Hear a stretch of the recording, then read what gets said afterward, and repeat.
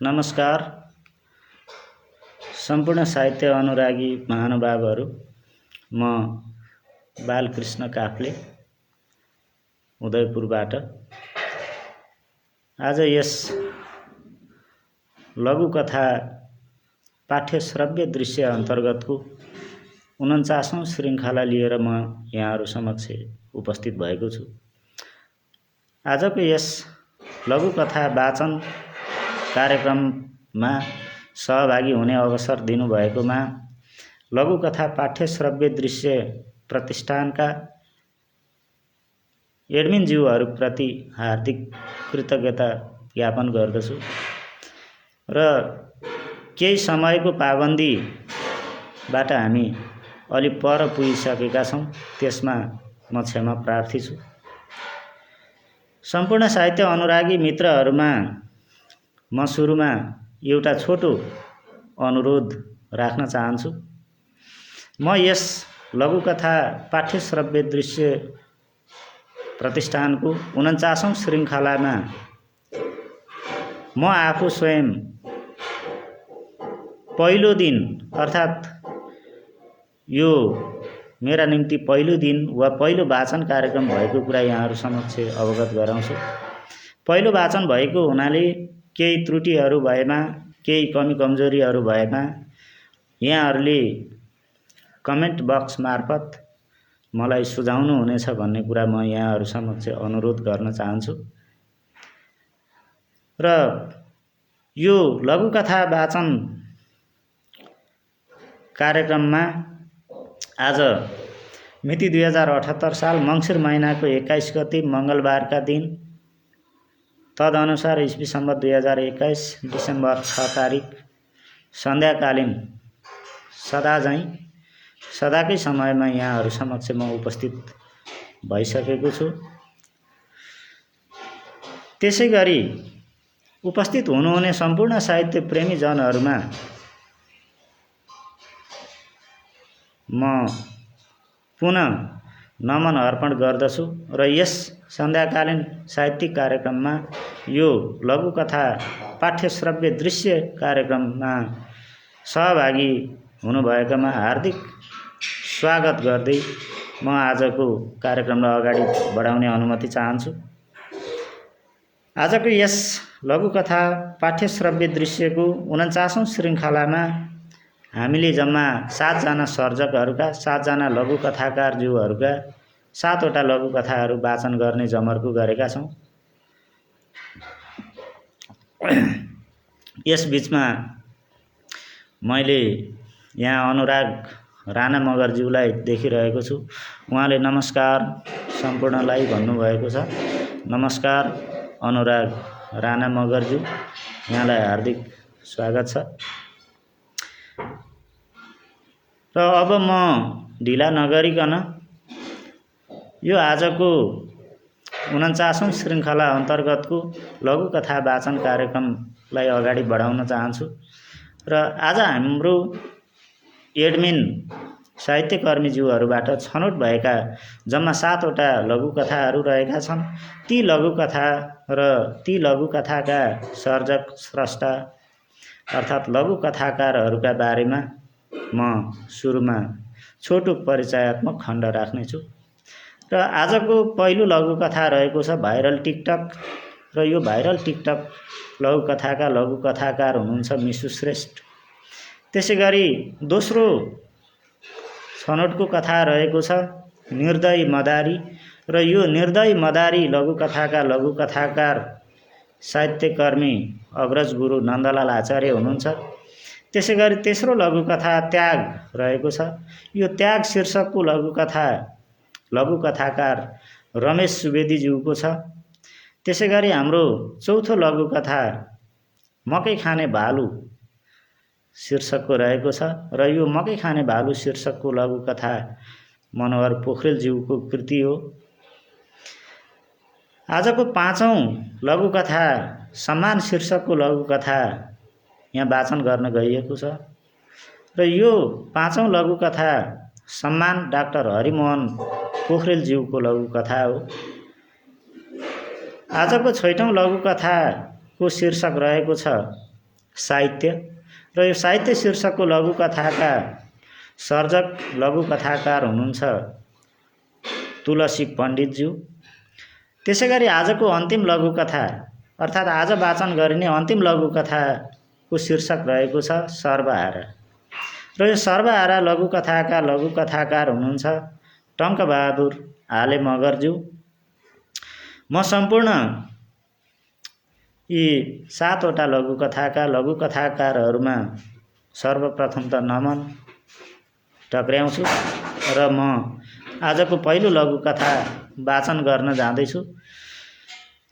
आजको यो पहिलो लघुकथा वाचन गर्नुभन्दा पहिले म यहाँ उपस्थित हुनुभएका साहित्य अनुरागी मित्रहरूलाई हार्दिक स्वागत गर्दछु। रमेश सुवेदीजी नमस्कार सम्पूर्णमा भन्दै हुनुहुन्छ। नमस्कार रमेश सुवेदीज्यू। त्यसैगरी नन्दलाल आचार्य अक्षान्त पनि यहाँ उपस्थित हुनुभएको छ। विशिङ यु ह्याप्पिनेस भनेर उहाँले छोटो कमेन्ट टिप्पणी राख्नुभएको छ। धन्यवाद गुरु। त्यसैगरी उहाँले नै फेरि नमस्कार सबै मित्रहरूलाई भन्नुभएको छ। म वाचकका तर्फबाट र समग्र यो लघुकथा पाठ्य श्रव्य दृश्य परिवारकै तर्फबाट यहाँहरूलाई आज सन्ध्याकालीन नमस्कार अर्पण गर्दछु। त्यसैगरी अमृता घिमिरेज्यू पनि उपस्थित हुनुभएको छ। नमस्कार हजुरहरू सम्पूर्णमा भन्नुभएको छ। नमस्कार अमृता म्याडम।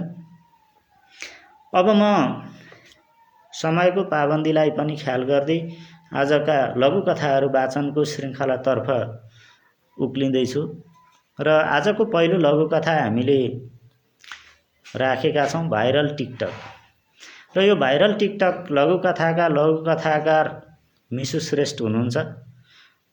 यो भाइरल टिकटक लघुकथा यसरी आरम्भ हुन्छ। औ हेर त फलोअर्स 10,000 नागिसकेछ। अब लाइभ गर्न मिल्छ नि। उत्साहित चन्द्र बोले। आहा तिहारको कति धेरै काम छ। कति टिकटकमा हराउनु भएको। काम पनि गरौँ टिकटक पनि बनाऊ न। चन्दाको आग्रह थियो। टिकटकबाट भाइरल यो जोडीको बिग्रन लागेको सम्बन्ध पनि यही टिकटकले मजबुत बनाइदिएको थियो। रातो दिनको झगडाबाट सम्बन्ध विच्छेदको अवस्थामा पुगेका थिए। कानुनको कठघरामा बनाएको टिकटक भाइरल भएसँगै मिलापत्र हुन पुगेको थियो।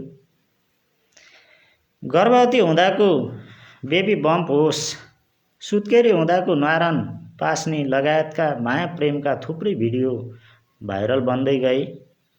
त्यसपछि न भिडियोको सफलतामा पछि फर्कन पर्यो, न सम्बन्ध कस्न कुनै डोरीको आवश्यकता नै भयो।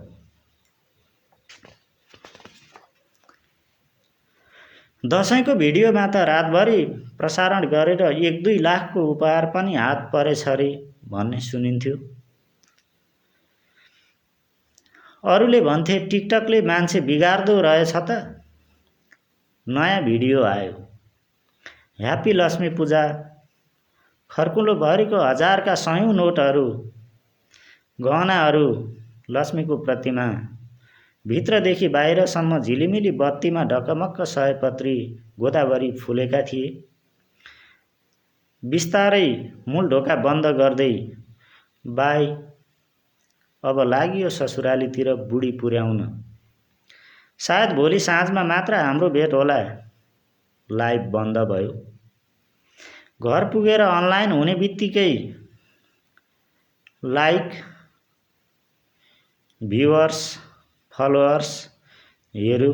उत्साहको थप सिँढी उक्लने महसुस गर्यो। ऊ अब हुनसक्ने फाइदाको आकलन गर्दै थियो। लाइभ हुँदै साँझ बत्ती बाल्न पूजा कोठा पुग्यो। भिडियोमै लक्ष्मी माताको प्रतिमा लडे झैँ हेर्यो। पूजाका गहना रुपैयाँ केही थिएनन् त्यहाँ। अन्तिममा भिडियोमै लक्ष्मी माताको प्रतिमा लडे झैँ हेर्यो। पूजाका गहना रुपैयाँ केही थिएनन् त्यहाँ। समाप्त। यसरी लघुकथाकार मिसु श्रेष्ठ ज्यूको भाइरल टिकटक शीर्षकको लघुकथा समाप्त हुन्छ। यो भाइरल टिकटक लघुकथामा हामीले सामान्यतया लक्ष्मी पूजाको प्रसङ्ग अगाडि सारेको देखेका छौँ र हाम्रा सामु केही दर्शक साहित्यकर्मी मित्रहरू उपस्थित हुनुभएको छ। मिसु श्रेष्ठ थपलिया यहाँ नमस्कार सम्पूर्णमा धन्यवाद मेरो कथा वाचनको लागि भन्नुभएको छ। यहाँलाई पनि मुरी धन्यवाद।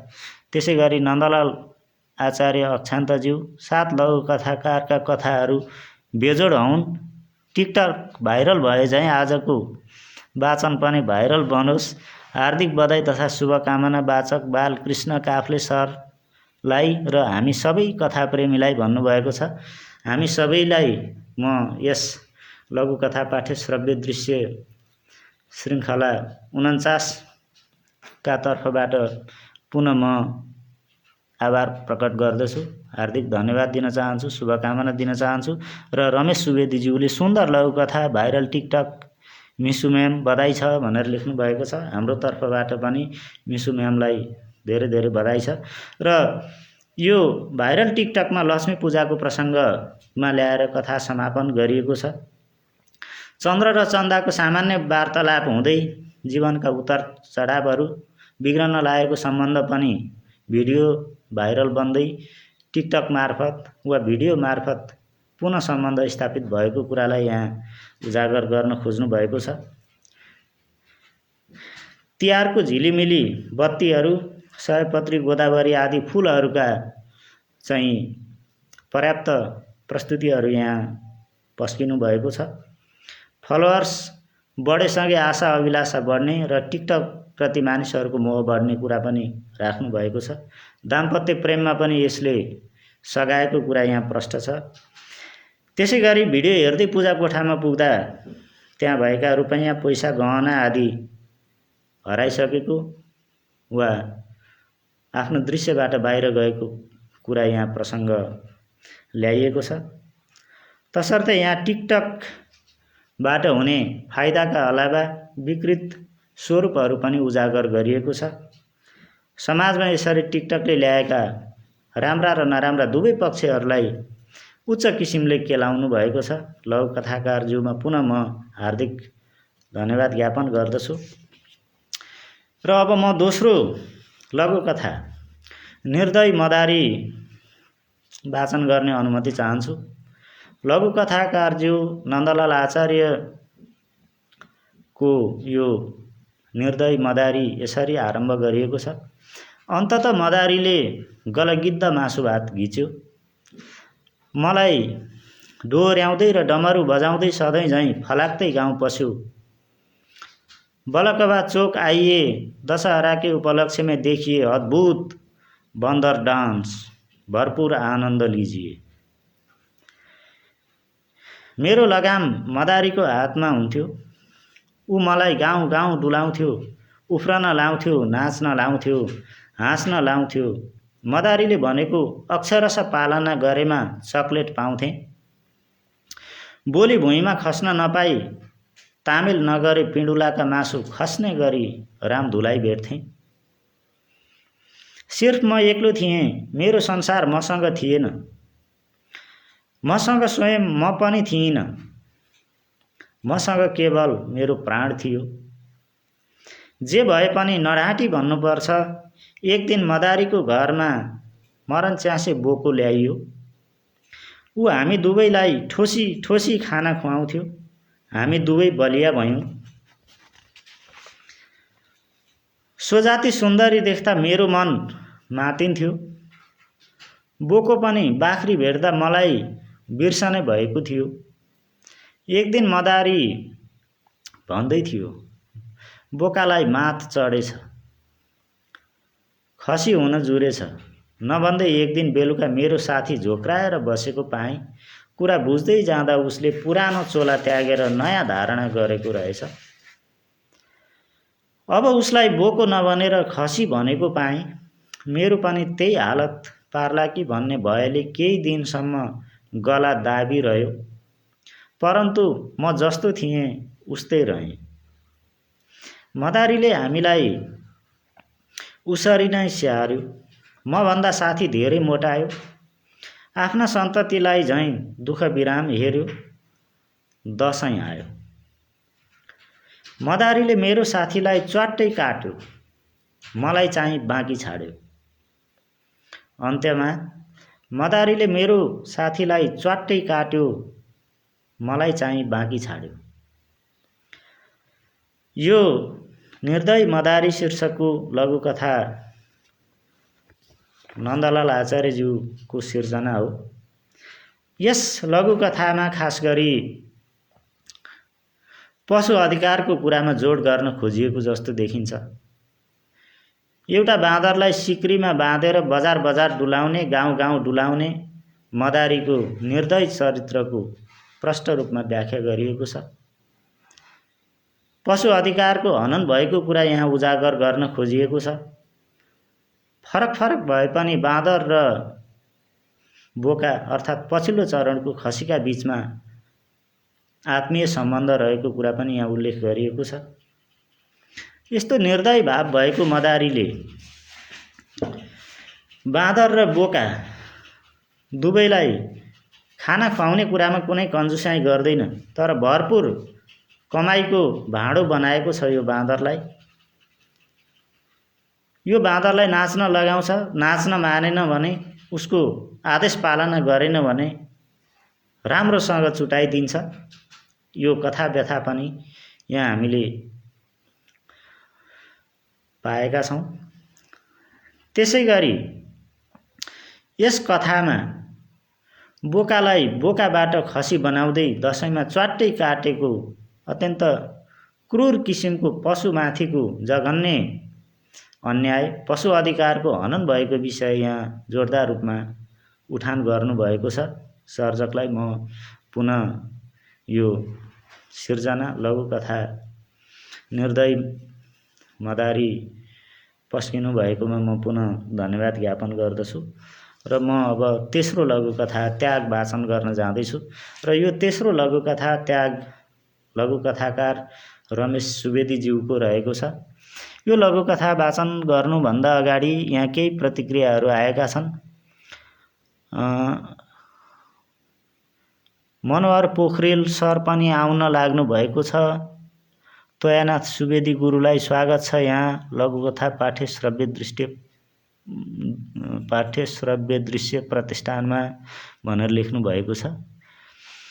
त्यसै गरी अनुराग राणा मगरज्यूले मार्मिक कथा भन्नुभएको छ। रमेश सुवेदीज्यूले निर्दयी मदारी लघुकथा राम्रो लाग्यो, पशु अधिकार मार्मिक छ, सुन्दर कथा नन्दलाल सर बधाई छ भनेर लेख्नु भएको छ। यहाँहरूको प्रतिक्रियाका लागि म पुनः आभार व्यक्त गर्दछु। र आजको तेस्रो लघुकथा त्याग पस्किन अगाडि जाँदैछु। यो त्याग लघुकथाकार रमेश सुवेदीज्यूको हो र उहाँले ललितपुर 13 कुसुन्तीबाट पठाउनु भएको छ। लघुकथा यसरी आरम्भ हुन्छ। विकास र शर्मिष्ठ उच्च शिक्षाको दौरान टाढा हुनुपर्दा जीवन सहयात्रीको रूपमा जोडिन नपाए पनि आत्मीय जोडी थिए। लामो समयपछि भेटिएको सहपाठी जीवन यात्राको अनुभव साटासाट गर्न एकान्त स्थल पुगेर एक अर्कामा नलुकाई गृहस्थी भोगाई भन्न लागे। शर्मिष्ठ, तिमीबाट टाढा गएपछि प्रत्येक प्रहर शून्य शून्य महसुस गरेँ। त्यो सामिप्यताको सम्झनाले धेरै रातहरू छटपटीमा बिते। मेरो घरबेटी सधैँ श्रीमतीलाई शङ्काले हेर्ने गर्थ्यो र दिनहुँ झगडा परिरहन्थ्यो। श्रीमतीको पीडा देखेर समाधान हेतु लोग्नेलाई पट्याएर आफ्नो नियन्त्रणमा ल्याएँ। केही समयको अन्तरालपछि एक दिन श्रीमतीलाई सुटुक्क जानकारी गराएर उसको लोग्नेसँग रासलीला गर्दैको बखत प्रत्यक्ष प्रमाण पुग्ने गरी कोठामा प्रवेश गर्न लगाएँ। सधैँ श्रीमतीलाई बात लगाउने लोग्ने आफै चुकेको दिनदेखि मिलेर बस्न थाले।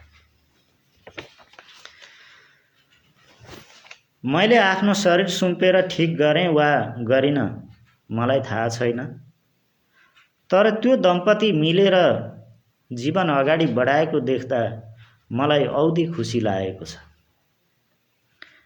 विकास: हो र, तिम्रो जस्तै मेरो नि त्यस्तै अनुभव छ। कामको सिलसिलामा घरभन्दा टाढा पुगेँ। भाडामा बसेको घरमा छोरा बुहारी र आमा गरी 3 जनाको परिवार रहेछ। केही समयपछि आमाको कचकचले गर्दा छोरा मुङलान हिँड्न बाध्य भएको कुरा पछि थाहा पाएँ। आमा छोरी जस्ता देखिने सासु बुहारी बीच दिनौँ झगडा सुन्दा वाक्क लाग्थ्यो। वास्तविकता बुझ्न बुहारीलाई खुसुक्क मेरो कोठामा बोलाएँ।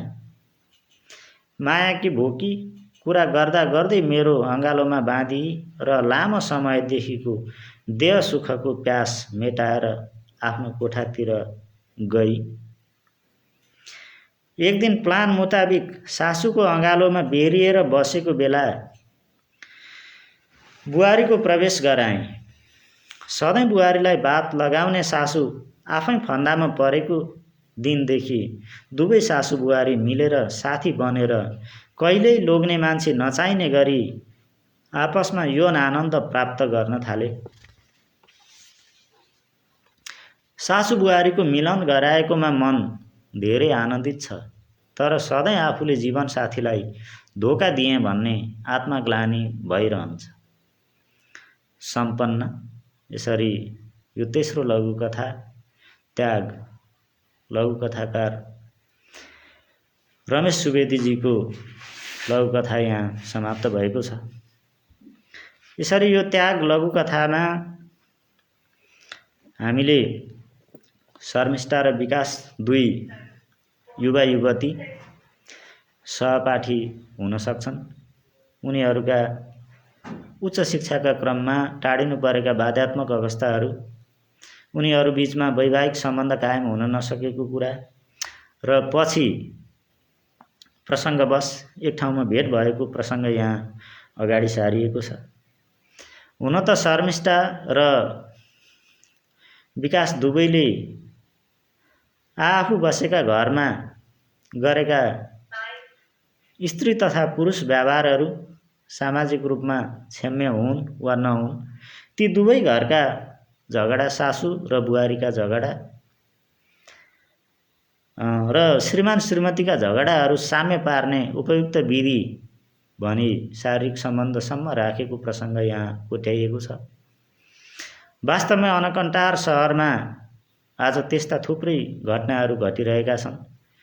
त्यसले धेरै ठाउँमा पारिवारिक संयोजन गराएको पनि छ, मिलन गराएको पनि छ। यसरी सहरी जीवनको सामाजिक यथार्थतालाई यथार्थवादी ढङ्गबाट, यथार्थपरक ढङ्गबाट यहाँ मिठो ढङ्गले प्रस्तुत गर्नुभएको छ यो त्याग लघुकथामा। त्यसै गरी अब म आजको चौथो लघुकथा मकै खाने भालु पस्किन गइरहेको छु र त्योभन्दा अगाडि म यहाँ तोयानाथ सुवेदी सर यहाँ उपस्थित हुनुभएको छ। म उहाँलाई हार्दिक स्वागत गर्दछु। नन्दलाल आचार्य अक्षान्त हजुर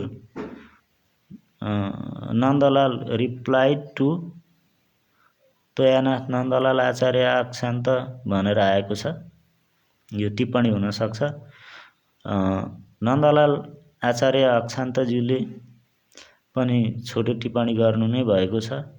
मिसु श्रेष्ठ थपलियाले अनौठा त्याग रमेश सर भनेर टिप्पणी गर्नुभएको छ। यहाँहरूका टिप्पणीहरूप्रति म हार्दिक कृतज्ञता ज्ञापन गर्दछु र आजको चौथो लघुकथा मकै खाने भालु वाचन गर्न गइरहेको छु। यो चौथो लघुकथा मकै खाने भालुका लघुकथाकार हुनुहुन्छ मनोहर पोखरेल। लघुकथा यसरी आरम्भ हुन्छ। मोरङनीले बेवारिसे महिलालाई सुरक्षित सुत्केरी गराउने र बच्चाको सालनाल काट्ने काम गरिन्। नयाँ तन्ना, सारी र म्याक्सी ल्याइन्। सरसफाई गर्ने काममा कुनै कसर बाँकी छाडिनन्। सुत्केरीलाई झोलिलो र पोसिलो खाना खुवाउने 5 दिनसम्म परिवारको सदस्य झैँ पालन पोषण गर्ने काम गरिन्। अन्त्यमा मानव सेवा आश्रमसम्म पुर्याउने काम समेत गरिन्। आश्रम पुर्याउने दिन चोकमा मानिसहरू झुम्बिएका थिए। प्रहरी, प्रेस प्रशासन प्रमुख र अभियानकर्मीहरूका गाडी लस्करै थिए। कोही बच्चालाई बोकेर फोटो खिचिरहेका थिए, कोही महिलाको गाला नजिकै लगेर सेल्फी लिइरहेका थिए।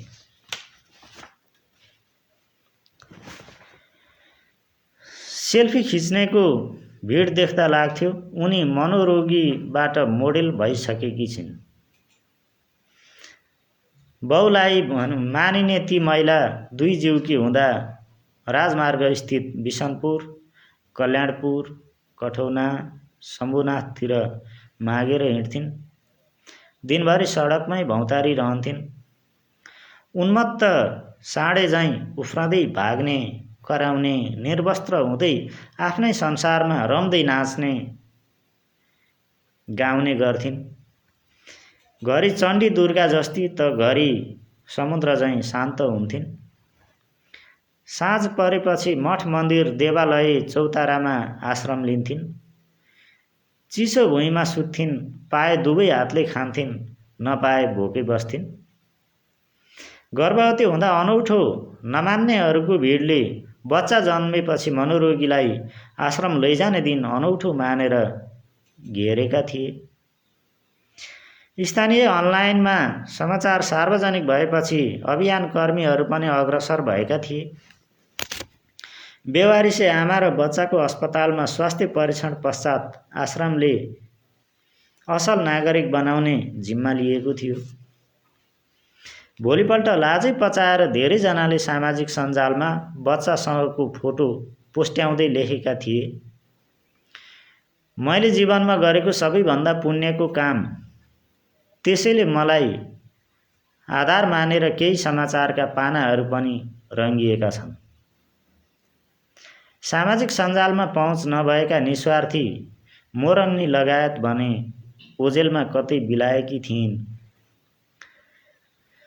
अन्त्यमा सामाजिक सञ्जालमा पहुँच नभएका निस्वार्थी मोरङ्नी लगायत भने ओजेलमा कतै बिलाएकी थिइन् भनेर राजविराज 670बाट मनोहर पोखरेलज्यूले यो मकै खाने भालु कथा रचना गर्नुभएको छ। यो मकै खाने भालु लघुकथा वास्तवमा अनौठो किसिमको छ। मोरङ्नी नामकी एक पात्रले अस्पतालमा एकजना मनोरोगीबाट बच्चा जन्माउने क्रममा जे जति स्याहार सुसार पाउनुपर्ने हो त्यो सम्पूर्ण स्याहार सुसार उनले गरेको पाइन्छ। मोरङ्नी 5 दिनसम्म नियमित रूपमा घर परिवारका सदस्यभन्दा बढी तदारुकताका साथ खटेर यी मनोरोगी र नवशिशुलाई स्याहार सुसार संरक्षण गर्छिन्। अन्तिममा प्रहरी, प्रेस, प्रशासनका प्रमुखहरू लगायत हुँदै यो मानव सेवा आश्रममा यी मनोरोगी र बच्चा दुवैलाई पुर्याइन्छ। त्यहाँ लगेर बच्चा सार्वजनिक गरिन्छ। बच्चा र मनोरोगीलाई लिएर साथसाथै सेल्फी खिच्ने र फोटो खिच्नेहरूको भिड लाग्छ र यहाँ सम्पूर्ण प्रसुति स्याहार सम्बन्धी सुख दुःखका सबै कुराहरू ग्रहण गर्ने, साथ दिने मोरङ्नी र आजसम्मकै जीवनमा असल काम गरेँ भनेर सेल्फी खिच्ने र सामाजिक सञ्जालको प्रयोग गर्ने अन्य सामाजिक सञ्जालका पारखी र भोगीहरू देखाइएको छ। त्यसैले यहाँ जे यथार्थ जे हुनुपर्ने हो त्यसो नभएर फरक मानिसहरूले जस लिएको कुरालाई यो मकै खाने भालु शीर्षकमा छोटै ढङ्गले मनोहर पोखरेलले अत्यन्त मिठासपूर्ण तरिकाले प्रस्तुत गर्नुभएको छ। यहाँ मनोरोगीको दुरावस्था र सामाजिक र आधुनिक सामाजिक सञ्जाल प्रयोग गर्ने व्यक्तिहरूको ढोंगी सोच र शैलीको उजागर गर्न खोजिएको छ। त्यसै गरी अब म आजको हाम्रो 5औं लघुकथा वाचन गर्ने जमर्को गर्दछु। गजल आचार्य नमस्ते भन्नुहुन्छ। त्यसै गरी तोयानाथ सुवेदीजीले मनोहरजीको यथार्थपरक कथा भनेर टिप्पणी गर्नुभएको छ, धन्यवाद। त्यसै गरी रमेश सुवेदीज्यूले सुन्दर लघुकथा भनेर यहाँ टिप्पणी पठाउनु भएको छ, यहाँलाई पनि म धन्यवाद ज्ञापन गर्दछु। र गजल आचार्य गहिरो कथा मनोहर सरको कथा भनेर लेख्नुहुन्छ, म आभारी छु। त्यसै गरी रमेश सुवेदीजी मकै खाने भालु सुन्दर लघुकथा भनेर टिप्पणी पठाउँदै हुनुहुन्छ, धन्यवाद सर यहाँको टिप्पणीका निम्ति। त्यसै गरी म आजको यो 5औं लघुकथा वाचन गर्न अगाडि जान्छु र 5औं लघुकथा रहेको छ सम्मान। र यो सम्मान लघुकथाकार हुनुहुन्छ डाक्टर हरिमोहन पोखरेल। लघुकथा कोइमा नागाल्यान्ड भारतबाट पठाउनु भएको छ। लघुकथा यसरी आरम्भ हुन्छ। उसले नजिकै गम्भीर हुँदै भन्यो, आज भोलिका नानीहरूलाई देखेर मलाई लाज लाग्छ, किनभने उनीहरू आफूभन्दा ठुलालाई सम्मान र इज्जत गर्न नै जान्दैनन्। गहिरो गरी खङ्गाल्ने हो भने कता कता आजको शिक्षा र संस्कारको कमी नै पो हो कि। उसको कुरा सुनेर सबै गलललल हाक कसे। गहिरो गरी खङ्गाल्ने हो भने कता कता आजको शिक्षा र संस्कारको कमी नै पो हो कि। उसको कुरा सुनेर सबै गलललल हाक कसे। कथा सम्पन्न भएको छ। र यस कथामा लघुकथाकार डाक्टर हरिमोहन पोखरेल ज्यूले सम्मानको प्रसङ्गलाई अगाडि सार्दै आजको वर्तमान शिक्षा वास्तवमै शिक्षा र संस्कार दुवैमा कमी छ कि, वास्तवमा बालबालिकाहरूलाई जस्तो शिक्षा दिनुपर्ने हो त्यो विद्यालय तहमा दिन नसकिएको हो कि, र जस्तो संस्कार दिनुपर्ने हो त्यो परिवार र विद्यालयबाट, आफन्तजनबाट, अभिभावकबाट पनि दिन नसकिएको हो कि। आफूभन्दा ठुलालाई सम्मान गर्ने यो परम्परा र इज्जत गर्ने चालचलन बालबालिकाहरूबाट गुमनाम हुँदै गएको स्थितिलाई अत्यन्तै यथार्थपरक ढङ्गबाट प्रस्तुत गर्नुभएको छ। लघुकथा छोटो भए पनि अत्यन्तै गहन अर्थ राख्ने किसिमको पाएको छु मैले। लघुकथाकार डाक्टर हरिमोहन पोखरेलज्यूप्रति हार्दिक आभार पनि व्यक्त गर्दछु। वास्तवमा आजको समाजले हाम्रा बालबालिकाहरूलाई ठिक बाटोमा हिँडाएका छन् छैनन् भन्ने कुरामा शिक्षामै समस्या छ र संस्कार सिकाइमै समस्या छ भन्ने कुरा यहाँ अगाडि सार्नु भएको छ। त्यसै गरी म यो अब 6औं लघुकथा वाचन गर्नुभन्दा अगाडि केही टिप्पणीहरू प्राप्त भएका छन्। तोयानाथ सुवेदी सरले लेख्नु भएको छ, सामाजिक कथा मनोहरजीलाई धन्यवाद भनेर लेख्नु भएको छ। यो मकै खाने भालु सम्बन्धमा लेखेको टिप्पणी हुनसक्छ मनोहरजीको। र मनोहर पोखरेलज्यूले पनि यहाँ लेख्नु भएको छ, मिठो वाचन स्पष्ट बोली धन्यवाद भनेर लेख्नु भएको छ। यहाँलाई हार्दिक धन्यवाद दिन्छु मनोहर पोखरेलज्यू। त्यसै गरी उहाँले नै लेख्नु भएको छ, आजको शिक्षा र संस्कारमा नैतिकताको कमी छ भनेर टिप्पणी गर्नुभएको छ। अत्यन्तै मार्मिक किसिमको छोटो तर सारगर्भित टिप्पणी रहेको छ। गजल आचार्यज्यूबाट बालकृष्ण सरको वाचन कला बेजोड छ, मोहित भइयो भनेर लेख्नु भएको छ। अब म आज पहिलो वाचक भएको हुँदा मबाट भए गरेका कमी कमजोरीहरू माफ मिना गर्दै यो प्रतिक्रिया लेख्नु भएकोमा हार्दिक आभार प्रकट गर्दछु। र अब 6औं लघुकथा साहित्य आजको छनौटमा रहेको छ र म यो आजको 6औं लघुकथा साहित्य वाचन गर्न अनुमति चाहन्छु। यो साहित्य शीर्षकका लघुकथाकार हुनुहुन्छ तुलसी पण्डित। अनि यो साहित्य लघुकथा यसरी आरम्भ गरिएको छ। नखु सिंहको रुवाई देखेर म अचम्मित भएँ। ऊ सुक्क सुक्क मात्र गरिरहन्छ। कहिले आँसु पुज्छ, कहिले बरबर आँसु झार्छ, कहिले पर पुग्छ, कहिले फर्कन्छ, कहिले खुट्टामा ढोगौँला जस्तो गर्छ। मैले भने, के भो तिमीलाई? ऊ त झन् डाको छोडेर रोयो। मैले फेरि भने, म तिम्रो समस्या सकेसम्म हल गरिदिन्छु। आश्वासन पाएर होला उसले आफ्नो कुरा राख्यो। सर, मलाई साहित्य लेख्न मन छ, तर आउँदैन। आउँछ, तिमी आँट गर न, लेख्न सक्छौ। कति कोसिस गरेँ, आएन सर। मैले उसलाई भने, तिमीलाई कसैलाई गाली गर्न आउँछ? त्यो त आउँछ सर। ल, अब तिमीले अरूलाई कतिसम्म गाली गर्न सक्छौ, लेखेर ल्याऊ। ऊ खुसी हुँदै गयो। उसले 4-5 दिनमा 5 पेजसम्मको गाली गर्दै लेखेर ल्यायो। मैले त्यो हेरेँ। ओहो, तिमी त गाली गर्न निकै सिपालु रहेछौ। अझ थोरै भयो यो गाली। गाली गरेको अझ अरू धेरै लेख। ऊ गयो। केही दिनपछि ऊ आयो। ल सर, मैले गाली गरेर लेखेर ल्याएँ। मैले हेरेँ, उसले 20 पेजसम्म गाली गरेर लेखेको रहेछ। मैले उसलाई भने, अब तिमीलाई अरूको प्रशंसा गर्न आउँछ? सर, त्यो त जानेको छैन। तिमीले जसरी गाली गर्यौ नि, हो त्यसलाई उल्टाएर प्रशंसा गर। कोसिस गरेर लेखेर ल्याऊ 5 दिनमा। ऊ अन्कनाउँदै गयो। 5 दिनमा उसले प्रशंसा गर्दै 10 पेज लेखेर ल्यायो। मैले हेरेर उसलाई भने, यो अति राम्रो भएछ।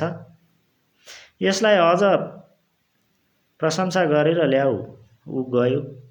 5 दिनपछि ऊ आयो। मैले हेरेँ, 30 पेजसम्म प्रशंसा गरेर लेखेको रहेछ। उसको लेखाइ धेरै राम्रो भइसकेको थियो। मैले उसलाई प्रशंसा गरेर अरू लेख्न भने।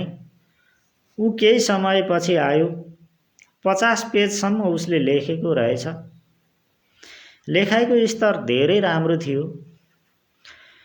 मैले उसलाई प्रशंसा गर्दै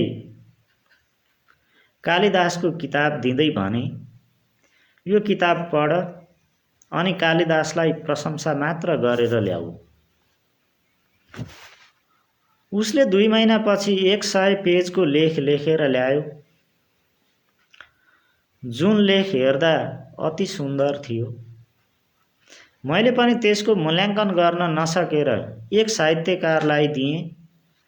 उनले पढिसकेर भने, आहा, लौ न यी साहित्यकारसँग भेट गर्ने मौका जुराइदिनुहोस्। अन्त्यमा, आहा, लौ न यी साहित्यकारसँग भेट गर्ने मौका जुराइदिनुहोस्।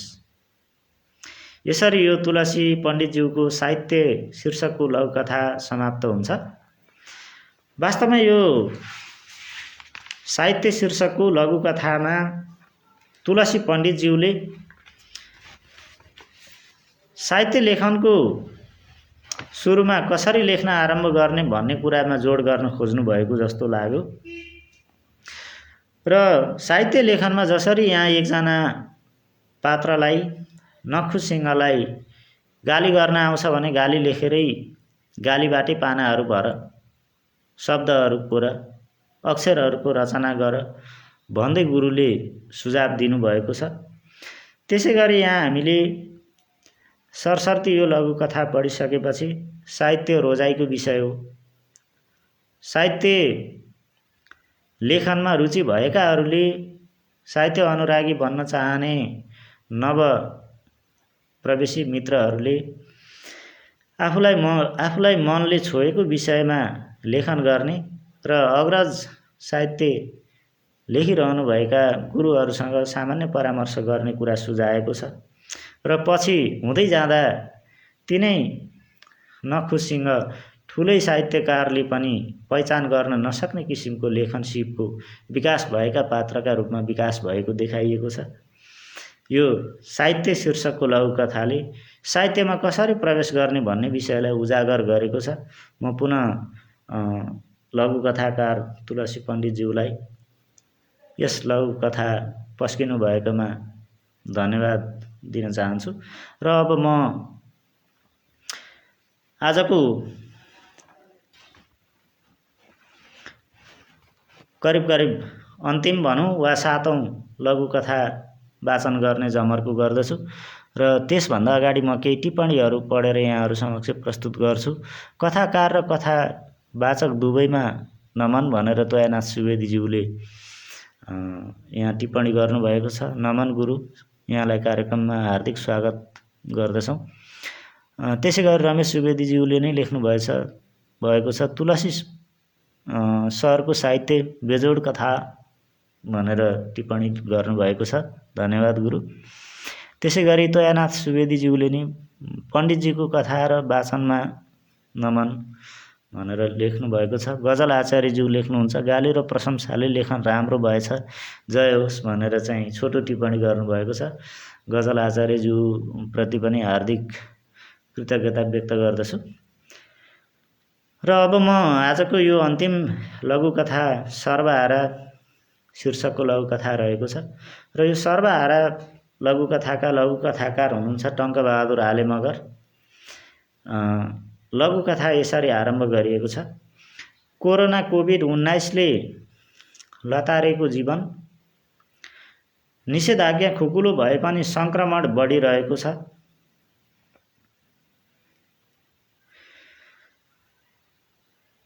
र फेरि निषेधाज्ञा हुने हल्लाले मुटु चिथोर छ उसको। सन्ते ठेकेदारको कामलाई निषेधाज्ञा नलागे पनि पैसा भने बन्द छ। हाजिरा माग्यो भने जहिले पनि घर साउले पैसा दिएको छैन भन्दै 200ले काम चलाऊ भन्छ। बुढीले छोडे पनि एउटा छोरालाई ज्यामी काम गरेरै पढाउँछु भन्दै हिम्मत कसेर बोर्डिङमै भर्ती गरेको छ। बोर्डिङ बन्द छ तर फिस तिर्नै पर्छ, घर ठडिन्छ, ऊ अन्तै हिँड्न पर्छ थोत्रा बोरा च्यापेर।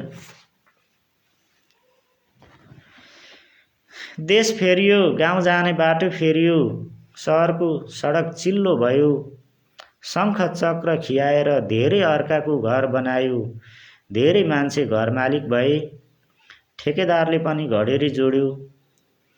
उसको दिनचर्या भने घरबाट आउँदा जस्तो थियो त्यस्तै छ, बरु अलिक जोबान ढल्के जस्तो छ।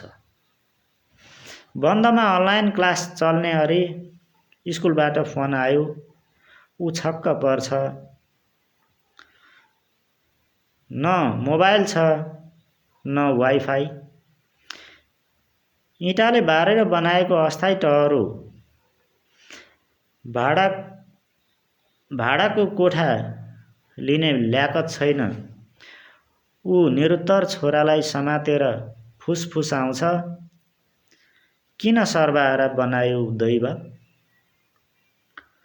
धन्यवाद। यसरी अन्त्यतिर फेरि भाडाको कोठा लिने ल्याकत छैन, ऊ निरुत्तर छोरालाई समातेर फुसफुसाउँछ, किन सर्वहारा बनायो दैव भन्दै यो सर्वहारा लघुकथा सम्पन्न भएको छ। टङ्कबहादुर आलेज्यूको यो आजको छनौटमा राखिएको 7औं लघुकथा हो यो सर्वहारा। वास्तवमा यो सर्वहारा लघुकथामा वर्तमान सामाजिक यथार्थतालाई तथ्यपरक ढङ्गबाट प्रस्तुत गर्नुभएको छ लघुकथाकारज्यूले। यहाँ कोरोनाले थिलथिलो बनाएको जीवन, श्रीमतीले छोडेको भित्री र बाहिरी दुवै पीडा, गाउँ छोडेर सहरमा ज्यामी काम गर्न जानु परेको एउटा पात्रको चरित्र चित्रण, पात्रका साथमा एउटा बोर्डिङ स्कुल पढ्ने छोरो, पढाइ नहुने तर महिनावारी शुल्क भने नियमित रूपमा तिरिरहनु पर्ने बोर्डिङ स्कुलले लगाएको बाध्यात्मक नियमको बोझ, यस्ता पक्षहरूलाई टङ्कबहादुर आले मगरज्यूले यो सर्वहारा लघुकथामा छर्लङ्ग पार्न खोज्नु भएको छ। वास्तवमा सहरमा धेरै विकासहरू भए, सडकहरू चिल्ला भए, गाउँमा पनि केही विकासहरू पुगे, तर सर्वहारा वर्गमा कुनै सामाजिक परिवर्तन आएन, कुनै सामाजिक क्रान्ति आएन। त्यसैले हामीले यस सर्वहारा लघुकथालाई वर्तमान देशको अवस्था अनुसार जनइच्छा अनुसारको शासन शैली र त्यसबाट हुनुपर्ने लाभांश वास्तवमै श्रम सिप बगाउने, हातका शङ्ख चक्र खियाउने, नङ्ग्रा खियाउने र श्रम गर्ने, श्रमिक ज्याला मजदुरीमा काम गर्ने मानिसहरूका निम्ति खासै सामाजिक परिवर्तन भएको छैन। जीवन झन अधोगतिमा छ। सामाजिक विकृति घटेको छैन, दुःख घटेको छैन। उसले बनाएका ठुल्ठुला घरहरूलाई देखाएर कति मान्छे घर मालिक बने, कति ठेकेदारले घडेरी किने, तर यी श्रमिक पात्रको जीवन जस्ताको त्यस्तै छ। बरु उमेर ढल्कँदो छ, उमेर कोल्टे फेर्दो छ। समस्याले भित्र पनि जकडेको छ, बाहिर पनि जकडेको छ भन्दै यो यथार्थवादी सामाजिक गाउँ र सहरसम्मको चित्रण गर्ने लघुकथा प्रस्तुत गर्नुभएको छ टङ्कबहादुर आले मगरज्यूलाई म अन्त्यमा मुरी धन्यवाद ज्ञापन गर्दछु। र आजको यस लघुकथा पाठ्य श्रव्य दृश्यको 49औं श्रृङ्खलामा मैले यी 7वटा लघुकथाहरू वाचन गर्दा कतै वाचनका क्रममा भए गरेका कमी कमजोरीहरू भई श्रोता दर्शक महानुभावहरू साहित्य अनुरागी मित्रहरूले क्षम्य सम्झनु हुनेछ।